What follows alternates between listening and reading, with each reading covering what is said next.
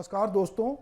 आज देश दुनिया के बड़े कवि लेखक गजानन माधव मुक्तिबोध की जयंती है। मुक्तिबोध की एक लाइन है कि पार्टनर तुम्हारी पॉलिटिक्स क्या है। तो आज जो कुछ हमारे समय में हो रहा है तो हम बहुत सारे लोगों से ये पूछना चाहते हैं कि पार्टनर तुम्हारी पॉलिटिक्स क्या है।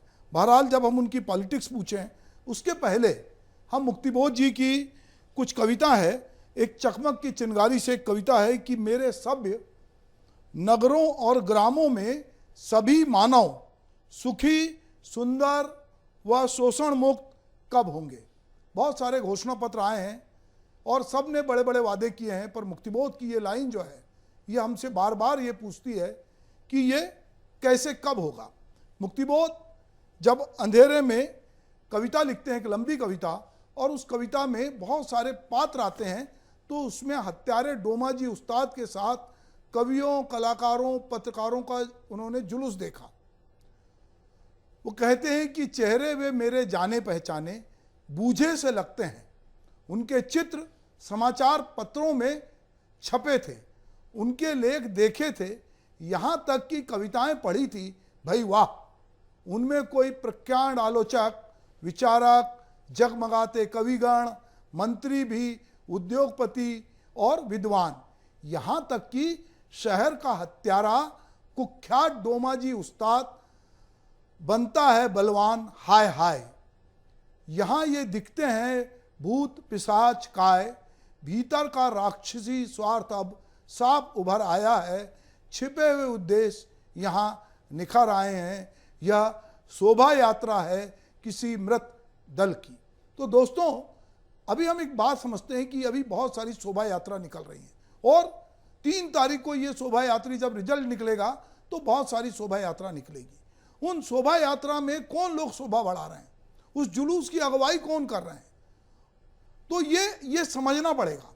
और अगर ये समझोगे और इसके बारे में लिखोगे तब मुक्तिबोध की तरह ये कह पाओगे अब अभिव्यक्ति के सारे खतरे उठाने ही होंगे, तोड़ने ही होंगे मठ और गढ़ सब, पहुंचना होगा दुर्गम पहाड़ों के उस पार, तब कहीं देखने मिलेगी बाहें जिसमें कि प्रतिपल कांपता रहता अरुण कमल एक। तो दोस्तों, इस समय जो मीडिया है, जो मुखर समाज है, जो सिविल समाज है, जिसको अभिव्यक्ति के खतरे उठाने चाहिए, कुछ लोग उठा रहे हैं, कुछ लोग जेल में भी हैं, कुछ लोगों को बहुत सारी तकलीफें हो रही है, पर वो सच को सच कहने की हिम्मत करते हैं। और कबीर कहते हैं कि सांच कहूँ तो मारन धावे, झूठे जग पतियाना साधो जग बौराना। तो चुनाव के समय बहुत सारी झूठी सच्ची बहुत सारी बातें हो रही, बहुत सारे वादे हो रहे हैं, एक दूसरे के बारे में लोग बहुत कुछ कह रहे हैं और अपने आप को उस वर्ग के साथ जोड़ रहे हैं जो समाज का सबसे कमतर वर्ग है। अभी कांग्रेस ने और इंडिया नामक गठबंधन ने कहा है कि हम जातिगत गणना कराएंगे। बिहार में कुछ आंकड़े भी आए, 75% आरक्षण हुआ। अब राहुल गांधी, प्रियंका गांधी, छत्तीसगढ़ के मुख्यमंत्री भूपेश बघेल, राजस्थान के मुख्यमंत्री गहलोत, ये सारे लोगों ने कहा है कि जैसे उनकी सरकार बनेगी वो जातिगत गणना कराएंगे। इधर प्रधानमंत्री आज छत्तीसगढ़ के दौरे पे आए, उन्होंने महासमुंद में मुंगेली में सभा को संबोधित किया। प्रधानमंत्री अपने को ओबीसी बताने से कतई नहीं चूकते, वो अपने आप को गरीब बताने से कतई नहीं चूकते। तो चलिए हम थोड़ा रुक कर प्रधानमंत्री क्या बोल रहे हैं और राहुल गांधी आज मध्य प्रदेश की सभा में क्या बोल रहे हैं, इन दोनों की बात सुनते हैं तो हमको ये समझ में आएगा कि दरअसल इस समय राजनीतिक दलों का रुझान किस तरफ है, वोट बैंक को वो किस तरह से प्रभावित करना चाहते हैं। तो चलिए थोड़े इनके भाषणों के अंश सुन लेते हैं। साथियों, दिल्ली से आए कांग्रेस के कुछ महाज्ञानी नेता आजकल अपनी सभा में मेरी जाति का प्रचार प्रसार कर रहे हैं। कहते फिरते रहते हैं कि मोदी तो ओबीसी है, मोदी तो ओबीसी है। इससे पहले देश में जो चुनाव हुए उनमें ये लोग मोदी के बहाने पूरे ओबीसी समाज को चोर कह रहे थे। यहां साहू समाज के साथ इन्होंने 5 वर्ष तक क्या किया, ये भी किसी से छिपा नहीं है। इसलिए कांग्रेस की मानसिकता को पहचानना होगा। ये वही कांग्रेस है जिसने पंचायत से पार्लियामेंट तक सरकारें चलाई, लोगों ने अवसर दिया, लेकिन ओबीसी समाज को आरक्षण नहीं दिया।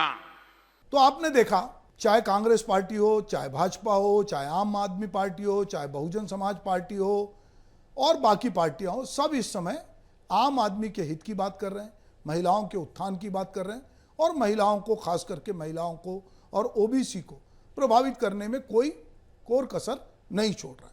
सारी चुनावी सभाएं जो हैं इनके इर्द गिर्द है। इस बीच में एक बड़ी महत्वपूर्ण बात देखने आई कि हमारे देश के गृह मंत्री अमित शाह जो हैं, वो जब छत्तीसगढ़ में आए तो उन्होंने बड़ा आदमी बनाने की बात की। उन्होंने रायगढ़ में जो आईएएस अफसर थे चौधरी, उनको उन्होंने कहा कि मैं, अगर आप इनको जिता के लाते हैं तो ये मेरी जवाबदारी है, ओपी चौधरी को वोट देकर विधायक बना दें तो ये बड़ा आदमी बनाने की जिम्मेदारी मेरी है। इसी तरह की बात उन्होंने विष्णुदेव साय के बारे में बोली। ओपी को विधायक बनाओ, इसको बड़ा आदमी बनाने की जिम्मेदारी तो बनाओगे, ओपी को विधायक बनाओगे, कमल के निशान पर बटन दबाओगे। और उसके जिताने उताने क्या जरूरत, उसको वैसे दिल्ली में किसी बड़े पद में बिठा सकते हैं, है ना। वैसे तो खसिया के लोग तो नकार दिए हैं और रायगढ़ के लोग नकारेंगे, तो बनाना है क्योंकि प्रिय है वो अमन सिंह जी के, और अमन सिंह जी हैं वो अडानी के खास हमका। तो इन्होंने ये संकेत दिया कि वे बड़ा आदमी बनाएंगे। अब इस पर राजनीति होना स्वाभाविक थी। तो भूपेश बघेल ने और कांग्रेस पार्टी के लोगों ने कहा कि ये बड़े लोगों के साथ ही रहते हैं और ये बड़ा आदमी बनाने की बात करते हैं। इनका आम आदमी के साथ कोई सरोकार नहीं है, इनका बड़े आदमियों के साथ सरोकार है। और उन्होंने इनको अडानी के कनेक्शन के साथ जोड़ा और बहुत सारी बातें की। तो हम देखते हैं कि भूपेश बघेल ने क्या कहा। उसके पहले अमित शाह ने किनको बड़े आदमी बना, कैसे बनता है और क्या कोई किसी को बड़ा आदमी बनाता है, तो पहले जनता जो है उसको विधायक बनाएगी। और बहुत सारे विधायक तो चाहे अमित शाह बोले ना बोले, वो 5 साल के लिए अपने आप बड़े आदमी बन जाते हैं। सत्ता के साथ पता नहीं ऐसा क्या है, पद पे आते ही कुर्सी का एक प्रभाव मंडल होता है कि वो धीरे धीरे एक बड़े आदमी बनने की ओर चला जाता है। और जो बड़ा आदमी नहीं बन पाता, जो बहुत पैसे कमाता नहीं, और कोई विधायक अगर विधायकी के बाद साइकिल चलाता मिल जाए या स्कूटर चलाता मिल जाए या गरीब दुर्गा दिखे, तो समाज के लोग भी कहते हैं अरे पता नहीं कैसा आदमी था, इसको मौका मिला था, इसने कुछ बनाया नहीं, ये बड़ा आदमी नहीं बना। तो एक बड़ा आदमी बनाने का एक जो सपना है या बड़े आदमी बनने का सपना, तो लोग देखते हैं कि चुनाव आयोग कितने ही रिस्ट्रिक्शन लगाए। जब चुनाव में पैसा खर्च होता है तो चुनाव जिसको एक जरिया है, बोलते हैं कि ये जन सेवा का जरिया है, पर जो लोग भी जीत के आते हैं वो कोशिश ये करते हैं, या उनके आजू बाजू के जो लोग उन पे दाव लगाते हैं वो ये कोशिश करते हैं कि ये जो हमने पैसा लगाया चुनाव में ये सूद सही वसूल हो जाए, और लोग इस काम में पहले दिन से लग जाते हैं। और आजू बाजू के जो लोग होते हैं वो भी जानते हैं। अब कई बार राजनीतिक दल के लोग ये भी कहते हैं कि अभी जो जनता भी है ये भी उम्मीद करती है कि चुनाव के समय हम इन्हें ना केवल अपने घोषणा पत्र के बारे में बताएं, हम इन्हें सस्ते में देने की बात करें, बल्कि हम इनको नगद में भी कुछ दें। तो जनता भी अपेक्षा ये करती है। तो वो कहते हैं कि जब जनता ही इस तरह की अपेक्षा करती है तो नेता कहाँ से ये चीज़ें इकट्ठी करेगा। तो वो अपने करप्शन को, अपनी जो वो कहना चाहिए कि जो चीज़ें देते हैं, जिसको रेवड़ी कल्चर की बात होती है, तो रेवड़ी कल्चर एक तो सरकारी पैसे से हो सकता है जो सरकार देती है, पर कुछ रेवड़ियाँ नेताजी अपनी तरफ से भी बांटते हैं। तो ये इसको लेकर भी बहुत सारी बातचीत हमको सुनाई देती है और जगह जगह आरोप प्रत्यारोप का दौर चलता है। तो हम ये देख रहे हैं कि चुनाव को अभी खास करके छत्तीसगढ़ और मध्य प्रदेश के 15 तारीख से चुनाव 5 बजे से जो प्रचार प्रसार है वो थम जाएगा और उसके बाद लोग अपने अपने ढंग से जिनके पास जितने कार्यकर्ता हैं, जितना मेन फोर्स है, उसके माध्यम से वो लोगों तक जाएंगे, मोटिवेट करेंगे। चुनाव आयोग ने भी ये पहल की है। आज ही चुनाव आयोग ने छत्तीसगढ़ के मुख्य सचिव अमिताभ जैन को आमंत्रित करके कहा है कि आप आएँ और वोट डालें। और चुनाव आयोग सबसे इस तरह की अपील कर रहा है कि आप आएँ और आप मतदान में भाग लें। तो अभी हमने देखा कि हमारे मीडिया पे और बाकी मीडिया में भी चुनाव आयोग ने जो स्लोगन बनाए, लोग वोट दें, मतदान का अधिकार बनाए। तो चलिए, चुनाव आयोग द्वारा मतदाता जागरूकता के लिए जो स्लोगन तैयार किए हैं उनकी भी कुछ झलक हम देख लेते हैं। आपका वोट देश के लोकतंत्र की नींव है। आपका वोट आपके विकास को गति प्रदान करता है। आपका वोट एक उज्जवल भविष्य का निर्माण करता है। आपका वोट प्रदेश के विकास की नींव है। आपका वोट एक मजबूत व जागृत समाज का निर्माण करता है। अपने वोट से अपनी आवाज बुलंद करें। अपने दोस्तों, परिवारजनों और पड़ोसियों को भी मतदान करने के लिए प्रोत्साहित करें। हर वोट जरूरी है। हर वोट देश के लोकतंत्र की महत्वपूर्ण इकाई है। मेरा वोट मेरा अधिकार। तो आएं और अपनी जिम्मेदारी निभाएं। तैयार हो जाएं छत्तीसगढ़ विधानसभा चुनाव 2023 के पहले चरण के लिए। वोट जैसा कुछ नहीं, वोट जरूर डालेंगे हम। तो दोस्तों, चाहे राजनीतिक दल हो, चाहे प्रत्याशी हो या उनके रिश्तेदार हों या चुनाव आयोग हो, सब चाहते हैं कि चुनाव में लोग अपने मताधिकार का प्रयोग करें। अभी हमने देखा कि छत्तीसगढ़ में जिन 20 सीटों के लिए चुनाव हुए, वहाँ पे मतदान का प्रतिशत जो है वो 75% से ऊपर गया। और ख़ास करके बस्तर में तो ये समझ में आया कि बस्तर में चाहे हम कितने ही लाल आतंक की बात करें, पर लोग अपने मतों का अधिकार करना जान गए हैं और वो जानते हैं कि हम किसको चुन रहे हैं, हमको किसको चुनना है। तो ये मतदाता जागरूकता ग्रामीण क्षेत्रों में कुछ ज़्यादा दिखाई दी अभी तक जो हमने रुझान देखा है। शहरी क्षेत्र में लोग उस तरह से थोड़ा बचते हैं और सोचते हैं कि हम वोट ना दें, हमारे एक वोट से क्या होगा। पर आपका एक वोट इतना बहुमूल्य है कि यदि आप एक एक वोट लोग डालते हैं, उसी से ये तय होता है कि आपके 5 साल के लिए आपका प्रतिनिधि कौन होगा। तो आप उससे पूछ सकते हैं कि पार्टनर तुम्हारी पॉलिटिक्स क्या है, क्योंकि मुक्तिबोध जब किसी से पूछते हैं कि पार्टनर तुम्हारी पॉलिटिक्स क्या है, तो हम उसको पूरे एक बड़े परिप्रेक्ष्य में समझें कि जब उनकी कविता अंधेरे में हम जब पढ़ते हैं तो उसमें हमको बहुत सारे दृश्य दिखाई देते हैं। और वो एक जगह कहते हैं, कविता की लाइन है कि दुनिया मानो कचरे का ढेर, कोई भी मुर्गा बाग दे और बन जाए मसीहा। तो हम किसी भी मुर्गे को बाग देकर मसीहा तो नहीं बनने दे सकते। हमको ये देखना पड़ेगा कि जो मुर्गे हैं, बहुत सारे मुर्गे, क्या कहें, मुर्गे एक प्रतीक है, एक सिंबल है। जो लोग चुनाव में खड़े हुए हैं, क्या उनकी राजनीतिक समझ साफ है, उनकी पॉलिटिक्स साफ है? क्या वो जो बात कह रहे हैं, जिस पार्टी की बात कर रहे हैं, जिसके घोषणा पत्र की बात कर रहे हैं, जिसके एजेंडे की बात कर रहे हैं, जिस संविधान की बात कर रहे हैं, जिस धर्मनिरपेक्षता की बात कर रहे हैं, क्या वाकई में वो धर्मनिरपेक्ष हैं?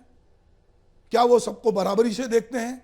उनका नज़रिया जाति पाति का तो नहीं है, हिंदू मुस्लिम का तो नहीं है, वो किसी दूसरे धर्म वाले से नफरत तो नहीं करते हैं। वो क्या अगर गांधी की बात करते हैं तो वैष्णव जन तो तेने रे कहिए, जो पीर पर आई जाने रे, उसमें विश्वास करते हैं। ये हमको सब समझना पड़ेगा और ये समझने के लिए हमारे पास एक पूरी परंपरा है। अगर हम कला, साहित्य, संस्कृति से जुड़े हैं तो हम ये समझते हैं कि हमारे पास क्या हो सकता है, क्या है, अपना क्या है इस जीवन में, सब कुछ लिया उधार, सारा लोहा उन लोगों का अपनी केवल धार। तो यदि हमारे पास धार है तो उस धार में हमारा नेता वो धारदार है कि नहीं, वो पानीदार है कि नहीं, वो जनता की संवेदनाओं को समझता है कि नहीं, उनके सुख दुख में उनके साथ खड़ा होता है कि नहीं, वो गरीबों के पक्ष में स्टैंड लेता है कि नहीं, वो महिलाओं के हित में बात करता है कि नहीं, वो जेंडर बायस तो नहीं है, वो खुद तो ऐसा नहीं है कि वो कुछ कहता है और करता कुछ है। उसकी अगर वो उसकी जो पूरा विचार है वो किस तरह के हैं। एक महत्वपूर्ण बात है कि अगर हमारी समझ साफ है, हम एक जागरूक नागरिक हैं, एक संवेदनशील नागरिक हैं, एक जागरूक मतदाता हैं, तो हमको न केवल पार्टियों का घोषणा पत्र देखना चाहिए, बल्कि कैंडिडेट जो खड़ा हुआ उसको देखना चाहिए और बार बार उससे हमको ये पूछना चाहिए कि पार्टनर तुम्हारी पॉलिटिक्स क्या है। तो गिरीश पंकज की जो कविता थी कि होठों पे मुस्कान हृदय में गहरा छल लेकर, होठों पर मुस्कान हृदय में गहरा छल लेकर लोग मिला करते हैं हमसे एक सुनहरा कल लेकर। तो यदि कोई आपसे सुनहरा कल लेकर मिलता है तो आप देखिए कि उसके होठों पे यदि मुस्कान है, उसके हृदय में छल तो नहीं है, वो कहीं आपको छलिया बन के छलने तो नहीं आ रहा है, वो आपको सब्ज बाग तो नहीं दिखा रहा है। तो ये सब एक मतदाता के रूप में आपको समझना पड़ेगा। 2 दिन बाद आपका वोट है, आप अपने वोट, जो कि 5 साल में एक अवसर मिलता है आपको अपने प्रतिनिधि को चुनने का, तो उसका पूरे विवेक के साथ इस्तेमाल कीजिए। देखिए कि कहीं आप किसी के बहकावे में तो नहीं आ रहे हैं, किसी भी तरह का, चाहे वो धार्मिक हो, जाति हो, रुपये पैसे का कोई ऐसा प्रलोभन तो नहीं है, क्योंकि आपका जो वोट है वो बहुमूल्य है। तो हम यही कहेंगे आपसे बार बार, चूँकि हम मुक्तिबोध की जयंती है, तो आपसे यही अनुरोध करते हैं कि आप जो भी आए उससे ज़रूर ये पूछें कि पार्टनर तुम्हारी पॉलिटिक्स क्या है। नमस्कार।